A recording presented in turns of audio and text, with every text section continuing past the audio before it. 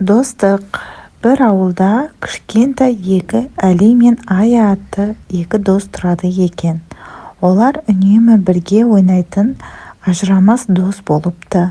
Бір күні аулада ойнап жүріп, Ая көбелек ұстаймын деп құлап, аяғын жарақаттап алыпты.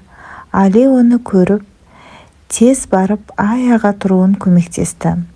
Үйіне дейін қасында бірге барып, Аяның анасына болған жайды айтып берді.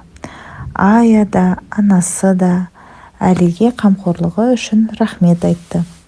Ертеңгі күні аулаға шықса, Ая жоқ екен. Аяғы тез жазылып кетсін деп, анасы Аяны үйінде алып қалған еді. Әлиге ешқандай ойын қызық болмады. Өйткені ол Аямен бірге ойнап, үйреніп қалған еді. Ойнағысы келмеген соң Әли үйіне келді. Тағы бір күн өтіп аулаға шықты. Қараса, Ая да ойнап жүр екен. Оны көргеніне Әли қатты қуанып кетті. Екеуі тез ойынға кірісіп кетті. Күндері өте көңілді өтті. Екеуінің достығы одан сайын күшейе түсті.